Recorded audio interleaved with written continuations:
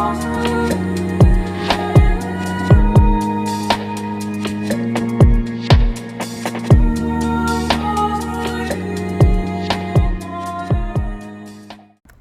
guys, so this is a special event.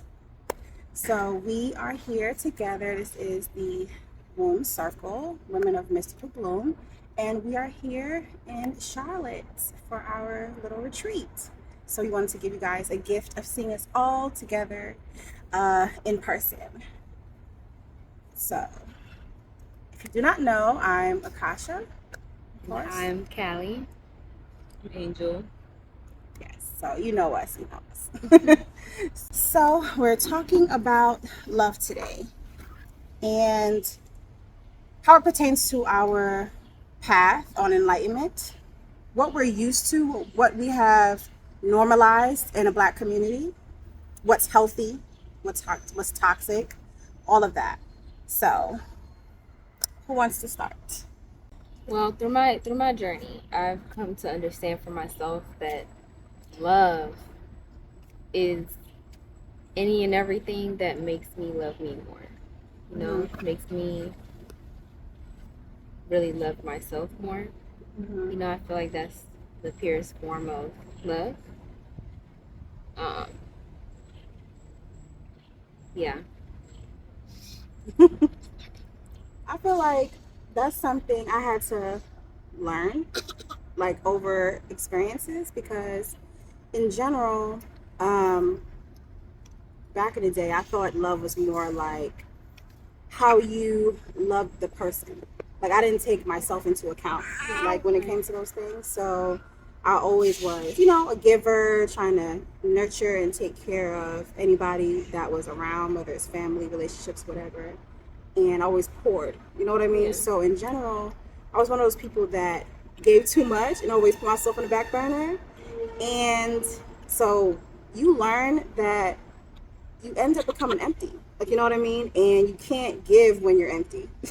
Right. So I think that's why a lot of times after relationships, I would have a big gap of pouring into myself because I didn't do it in a relationship. So I had to come to understand that relationships are supposed to nurture both parties, all parties. And I had to just go about it differently because each relationship isn't supposed to drain you, or make you lose your sense of self. Right. And that's what it did every time. Like I would mold myself to what the person likes, to be their dream or whatever, and just pour it into them to try and heal them from their traumas and all the other stuff. But you can't heal somebody who doesn't want to be healed. Right. So I had to look at relationships very, very differently, and it's not all about self-sacrifice, especially if the other person isn't doing it as well. Like, you know what I mean? Like for you. Right. So it has to be more, Love is bigger than any one of us, and it's like a circle. So in the sacrificing sense, like our parents, they love us, they sacrifice for us, right? But it's not just about us, because they could feel like, oh, you didn't, it wasn't worth it, whatever your life is like or whatever the case is. But the truth is that it's not about them. It's about the generations. It's about putting the right energy out that you want to get back, in return. But like you said, also paying attention to, am I getting that back? Is what I love me. Absolutely. It's crazy, especially the relationship between parent and child. A lot of people have kids to fill their own emotional void, and they have expectations on their child on who they want them to be. And if they don't, then they want to, excommunicate them, and then they want to, like the take away their love. Like the child asks to be born. Right. Like people think children are for themselves, rather than you realizing that you're nurturing just another human being, like its own entity. On its own journey. Right, on its own journey. So I think we have to do a lot of like healing in general on how we enter all types of relationships. Right. I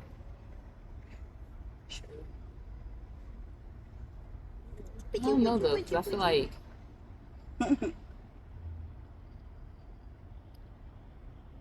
like I'm pro disowning children that that contradict the culture that has been cultivated for them, right? Not out of like hatred, but just like if we've created a space where we are cultivating harmony, love, high vibrational things, and you're participating in things that are going to cause destruction to that, right? Can't be here. We can't fuck our whole culture up because of my personal feelings for my kid, right? So I do think in that sense it's like, even though that person is their own entity, I think as human beings we're a part of a collective, and everything that we do impacts the other human beings that we surround ourselves with, right? On some level. So I don't know. That's very true. I think I understand both sides and I agree with both. Especially if we are recreating our culture in general, right? So there is the element of we need to keep track of what career each person is doing to make sure all spots is filled, to make sure the community is self-sustaining. You know what I mean? But it's also the element of there's going to most definitely be people who want to grow up and be like, I don't want to do this. And then they don't want to do anything that has to do with serving the community. Then what do we do? You know? That's what I would do. Like, I love you, but lovingly part ways. Same like, as be what free. you would do. Be free. Yeah, same as what you would do in any relationship when you realize it's not reciprocal or you're unable to serve each other. It doesn't mean that no one, like, one becomes prosperous and the other doesn't. It just means, hey, the way that you're going to prosper doesn't include me, and the way that I'm going to prosper doesn't include you, respectfully. That makes Sometimes sense. those things just happen. I just know that I plan on having something to pass down to my children, right? That is gonna require a great deal of like responsibility and commitment and like hard work for them to learn to maintain. So it's like, if you're like, hey, I don't want to do this, that's fine. I love you, but what do you want to do? You just X can't yourself do out of nothing. your inheritance because you got, like, I feel like that's how I think of like generational wealth. It's not necessarily kids just inheriting wealthiness Just and like money. resources just cause, right? It's because you were born into servitude of your nation and your culture, right? I don't know, that's a whole other thing, but I don't know, y'all. I feel like love. I like the biblical description of love as far as like, love is patient, love is kind, it's not boastful, blah blah blah. Because I don't think love is one individual feeling. I think it's like a collection of different feelings, connections over a course of time, consistently, right? And then that all comes together to make this bond or this like this what's the word I'm looking for? It's this like, type of attachment that we call love. Yeah. But, yeah.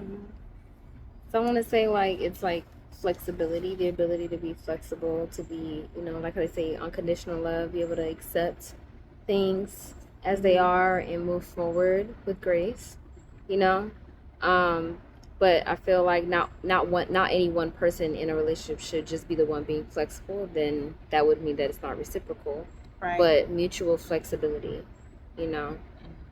is, I think, a key factor in loving relationships that are filled with love, and good communication. Absolutely. And being able to be non-attached, to learn detachment, I think, like, my definition of love, I tried my very best to get to the root of what it is. So I go straight to the frequency, the energy of what love is. So love for me is healing, right? The essence that helps everything thrive, right? And I think that's a more encompassing type of way in which to look at it. That way you can, be be able to put in all the things that we just said, like communication, reciprocity, all those things. Because if you are just confused or you don't know whether you are loving properly or in a healthy way, you can always ask, am I causing harm? You know what I mean? Or am I pouring life into this? Or is life being poured into me? And I think if you think about it that way, it should encompass all the things. You know what I mean? Like you said, it's not a monolith. It's not just one thing. And I want to make sure that it transcends simply our emotions, but more so the energy that we exude. Because again, 528 hertz, the frequency of love, is the one that regenerates the body, on a cellular level. So I want to get back to that point of us thinking about it in that way so that we can apply all the lessons, and then it would encompass all the things that just makes a harmonious environment. Right. You know what I mean? So Right.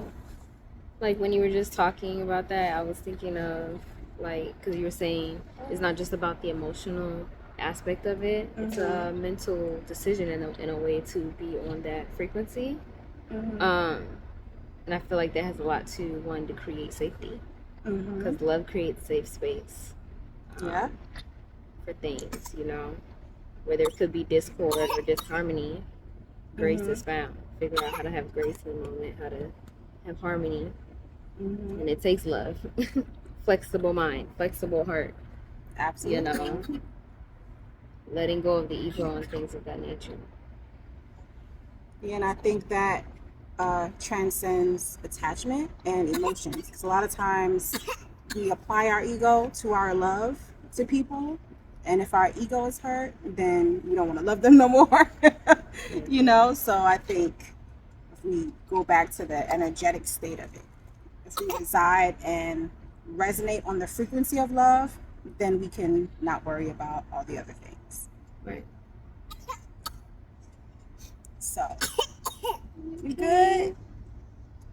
Yeah, water. Delicious.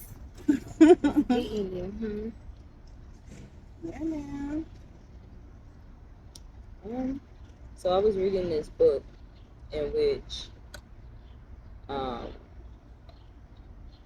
it's a long story short, but he's basically, the author is a guy who believes in, like, we evolved from Neanderthals, well, some of us evolved from Neanderthals, and all that good fun stuff. But one of the things that he talks about is a concept that love was developed as like a bonding mechanism for human beings, right? So even just on a social level, right, we found that being that we don't have necessarily the speed, the muscle mass, the claws and fangs of other animals, us coming together and working together was necessary for our survival. And so, of course, you have to develop things like empathy, concern for others, love, right? That feeling of being bonded, in order to make a social setting work. And then, obviously, that feeling would have to be stronger for the person that is your mate, right? For the person that you're going to create offspring with and be even closer to on a more intimate level. So, yeah. So I think that strong, potent bonding shit, right, is what love is, as far as I can see. I think that's the feel good part of it. Like, that's the feeling. Yeah. But I think in order to maintain that feeling, like I said earlier, there's a lot of like practical actions and decisions and things that you have to show towards that person. Because it's like, you can say you love me all day, right? But if you're detrimental to me, if you are not sustaining me or pouring into me, right? If you are, if you just do things that are to my detriment, right? Aid in harmony. Then what is that? Aid in discord. What am I supposed to do with a feeling? Like, that's more like an energy vampire. Like, they have an attachment to you, and everything they do, all their actions hurts you, and they can't really see it because your energy like fills them. It's like a drug. Yeah, absolutely. So they need you around. So they say they love you. Exactly. That bond is supposed to be is it symbiotic? Right? Yeah. It's supposed to be symbiotic. It's supposed to be like a thing that we both gain from. This relationship protects the both of us and sustains the both of us. Yeah. I think respect and reverence are also a huge part of understanding love on a grander scale, because that's where I feel, in my experience, you know, it's like that's where the discord is. Like even with what you're saying, like dealing with the energy vampire, it's like they're addicted to you. Yeah. So they can't respect you They or can't. treat you properly because they're using you for their own purpose, out of their fear or insecurity or survival needs, you know. So respect is so important. Absolutely. Absolutely. And I think in general, I think in general we all have to internally like rewire our brains and look at ourselves and see how we are loving as we are walking forward. Like, you know what I mean? Like, I know we all grew up in a certain society and condition and, you know, looked at movies and TVs and figured out what love is. But I think this conversation we're having now to like redefine it and make sure that we know what healthy love is, I think it's the start of us doing better. You know, once you know better, you do better. My mother always said that. Yeah, I love this conversation. Yeah. I feel like just now what I was saying about the respect, like that's why I feel like there should be more cultural notions and things that happen between people to represent the respect that we have for life, for the earth, for other people, just things to, you know, push that forward, because there's a lot of things within our culture that pull us more in the direction of casually disrespecting ourselves and others in the spaces that we're in. It just makes it easier, because I feel like most people want to be good. They want to be good people. You know what I'm saying?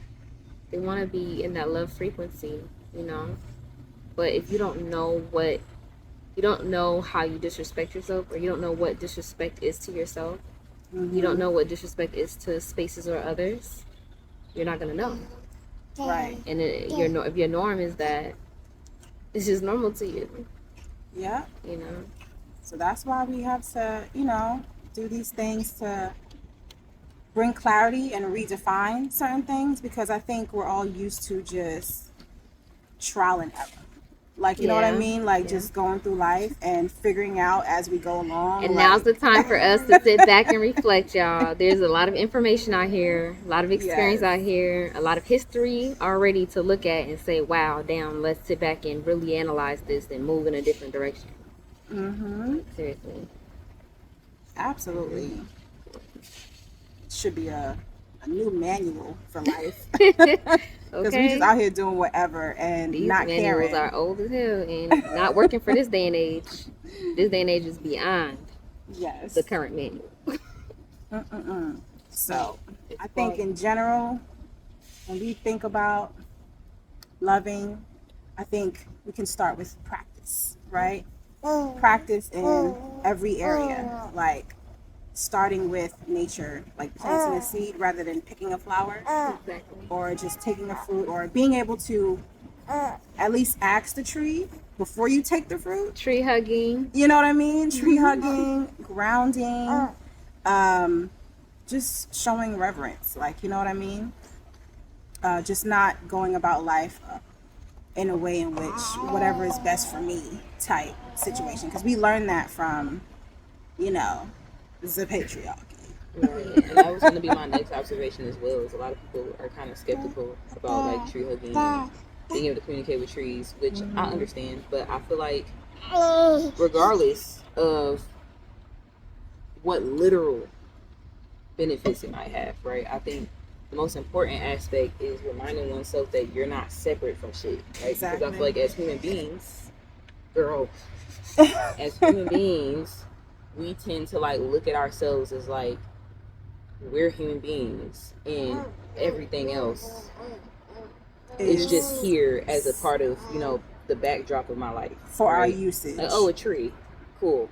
Like, no, you are connected to that tree, right? You are breathing in oxygen from that tree, right? And it is breathing in, playing a your vital waste, role right? in your life. Yeah, it's a full ecosystem. Everything's interconnected. Yeah.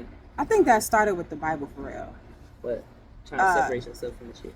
Just that one scripture where it says God gave Adam dominion over the earth and all the animals. I think we kind of take that and really apply that in subconscious ways, in the way in which we just take and just feel entitled to everything. Yeah. Like, you know what I mean? Dominion was the key word. Yeah, dominion. Because if you understand that, to be dominant, right, means you must have something that's submissive to you. And so it's two parts to that. And really the powerful energy there is the submissive part. Because without it, it's nothing to dominate. It's allowing you to have that position. So it's a point of responsibility that we have.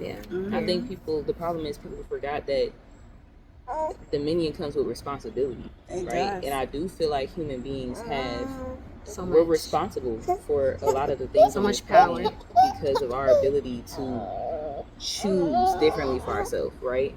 So, like, everything else doesn't really have a choice, you know, in the sense of, like, birds, they build their nests, and that's what they do. Right. Like, they're not like, you know what, maybe I don't want to build a nest. Maybe I want to build a condo. Like, they don't have that, like, you know? Yeah. And I think that as humans, we have that for a reason. I think it's because we're supposed to be able to use it to have help. discernment.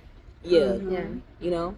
Because I've seen humans use our discernment to do powerful things, right? And to be able to heal the environment and help it in situations in which it's needed, right? But I've also seen us use that discernment to cause destruction and chaos and bullshit. Right? Yeah. I don't know. I just think that's why it's important to remember that you're connected, right? And to have love for everything. Yeah. You know. I mean, love is connection. It is. That's like the heart chakra, you know, that bridge between the lower and the higher. Yeah. But, you know, like we said, that connection needs reciprocation, respect, and understanding that you're one with everything. So what you do to anything, you're doing to yourself at the end of the day.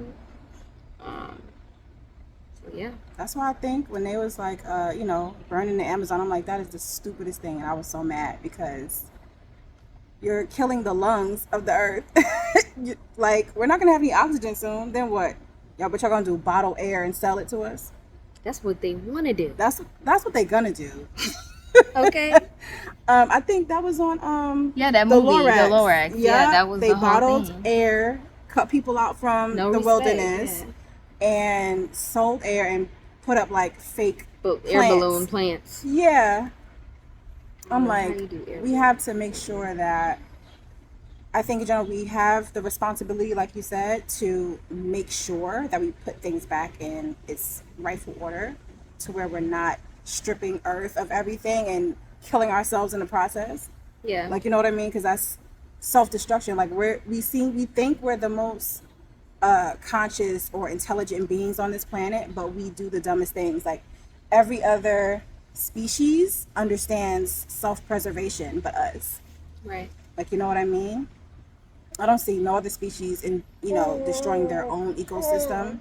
I feel like there's different kinds sense. of intelligence, you know, and just like a lock and a key, those intelligences go together, you know. So it's like, you know, we are intelligent in our own way. We have great strengths, creative strengths here, great creative possibility within us, you know, and everything around us, the trees, the plants, the animals, they also have their own kind of intelligence that helps them serve the purpose that they're here for. You know, we have to meet their purpose with our purpose to fulfill the complete purpose of it all together. And I think that's the biggest part. We forgot our purpose. Yeah. Like, you know what I mean? Our purpose is to serve and cultivate the earth. We're not here to dominate the earth or take from it. You know what I mean? So tyrants of the earth. yeah. You know, children with no guidance on the earth. I think it's because we don't want to be in service, and it's like everything Is in that comes service into to existence something. is like the fucking red blood cells in your body Is in Right. service. is in service. Imagine if your blood. Well, that's what They cancer probably is. they probably think Mhm. they That's probably think they doing their own little thing, whatever they think they doing. but that's But they're literally what, serving the purpose. That's literally what shit like cancer is. Like Yeah. your DNA decides, well, I'm just gonna do what I want to do. Cells Right. decide like, oh, I'm just I'm gonna just gonna keep making gonna more keep and more and populating more and here, more. even though it's not exactly that Right. causes destruction for the entire body because that's not what you're supposed to be doing. And I Right. feel like we got to think the same way. Like we're a little cell Little on elements. this planet, and Mhm. your life, just by you being here, you're of service to the collective, To whether you the like it or not. whole little microorganisms working for the major organism. Exactly. I think that's why it's important for our spirituality and understanding that the cosmic being is a person, right? Mhm. Is a being, our mother, and we're inside the body of our mother. Yeah, I was gonna say a mother. Yeah, Specific. a mother. Um, Yeah, A we're- matrix, the mother, a we're- space. Yes, we're inside of her, and if we act up, we mess up her equilibrium in her body. Like, you know what I mean? You got to think about it like that. And there's cause and effects. Yes, absolutely. And the effects will always come around and like karma Mhm. get you. You know. Yeah, all the things, we talk about. That's why we take the time to, do classes and teach and everything, because all the different topics that we touch on is for the entire understanding. It helps with how we navigate through the day to day, because I think in general we have to realize that we're starting from scratch. You know what I mean? We're starting from scratch with our basic understanding. Hi. Because the way in which we was going about life before is messed up. yeah. So, yeah, all the things. I'm glad to have been aligned with these beautiful women. And I just feel like this is going to be, a beautiful journey that we're going on. Under this understanding right here, unity, oneness, Absolutely. And I'm most excited. powerfully, matriarchy. Yes, matriarchy. Yes. Just going back to the ways of the mother, just going back to our ways of being nurturing as a species, to ourselves and to everything else. So, yeah, I appreciate you guys for watching and spending some time with us today. Hopefully, it was edifying and, give you a little food for thought. But we will see you again next time. Much love. Thanks.